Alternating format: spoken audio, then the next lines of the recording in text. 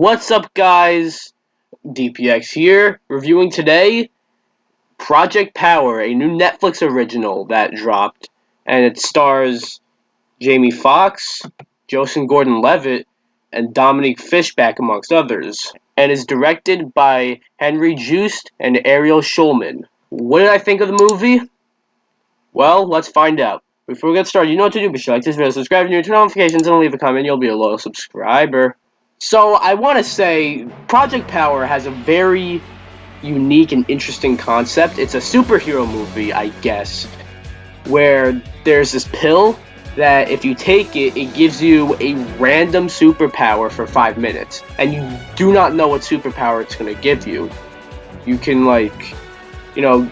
become bulletproof. You can grow, horns on your limbs and stuff. That happened once. You can become this giant cave monster, or you can just fucking blow up and die. That's always great.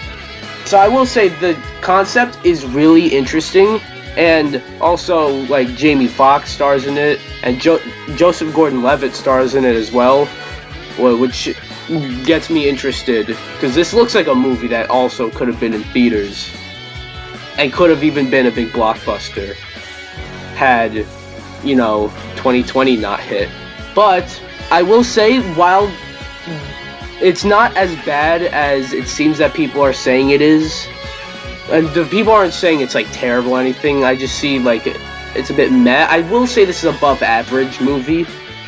It's not as good as it probably could have been. You see, the plot is sort of generic.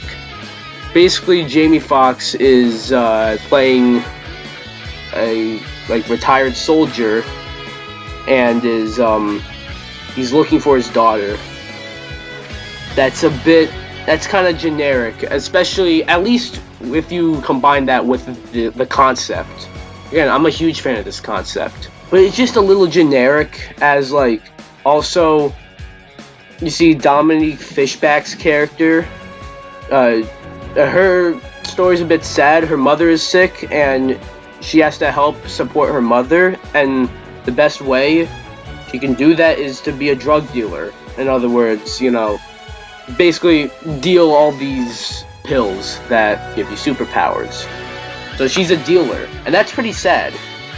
So she goes on an adventure with Jamie Foxx, and Jamie Foxx for a bit almost seems like a father figure for Dominique Fishback's character, and Dominique Fishback almost seems like a daughter figure for Jamie Foxx. But by the end, it's sort of huh? Why? I don't want to say what happens at the end, alright? I will say the action is quite good. Really good action in this.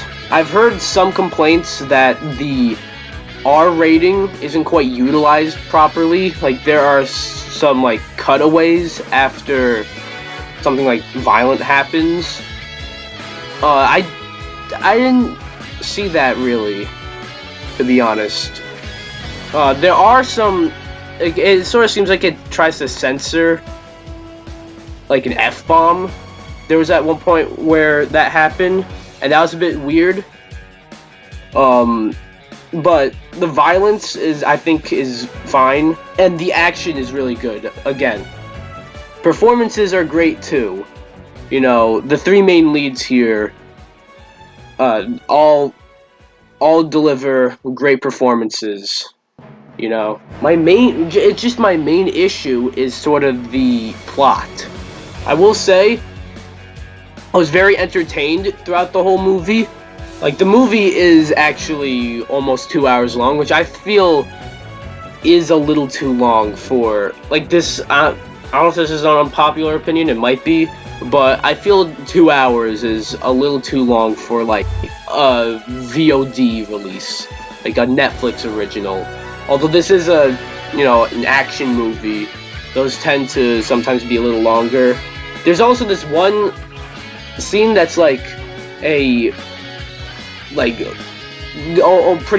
much a non-stop one shot continuous shot. And see, it was a bit strange because there is this one woman who is being tested in like a little room for the pill. But then outside you see Jamie Foxx just beating the shit out of everyone else. And it's like, well, who are you supposed to focus on? You're supposed to focus on the woman who's like freezing to death, by the way. Or are you supposed to focus on Jamie Foxx? Like, that was one scene. There are many other scenes that are sort of just a bit strange. Once again, I'm repeating myself here, but my main issue with this movie is the plot. And if the plot was a little more interesting, and if it worked more with this concept, I must say that Jamie Foxx is looking for his daughter, and he believes that the organization that invented these pills have taken his daughter. That's how the concept and the plot intertwine. But it's, if they could have even kept that plot, but maybe done a little more with it, because it's just a bit of a generic plot, you know, at least for a very unique and cool concept and in a unique and cool world. I will say this though, I do kind of want to see a sequel. Like, this is one movie, one Netflix original that I feel like you can build upon. You know, there's like, you can have a sequel. There's definitely like more you can do here, because this is an interesting world. Other than that, yeah, not much to really say about this movie, which sucks because I thought I would have quite a bit to say about this movie. Project Power is entertaining if you like, you know, big budget superhero movies. This is the closest we have so far in 2020, aside from, I guess, Birds of Prey, because that actually kind of falls under that that category, and Bloodshot as well, but this was better than Bloodshot, I'll tell you that. But it just falls a bit flat because of the plot and some other smaller things that sort of, you know, bring it down a bit, but it was enjoyable. I liked it, found it fun and entertaining, and that's kind of what matters most. Anyways, Project Power gets a 7 out of 10, which is pretty good. I know I seemed a bit negative, but it was very entertaining, you know. I was very entertained, and it was just the plot that really bothered me, you know. That bothered me big. So yeah, Project Power, what do you think? Did you see this film? Did you not see this film? Do you want to see this film? Or do you not want to see this film? Or if you have, do you like it? Do you not like it? It's on Netflix and it's free, so you can, you know, watch it if you want. So yeah, be sure to like this video, come subscribe, and I'll see you guys in the next video. Bye bye.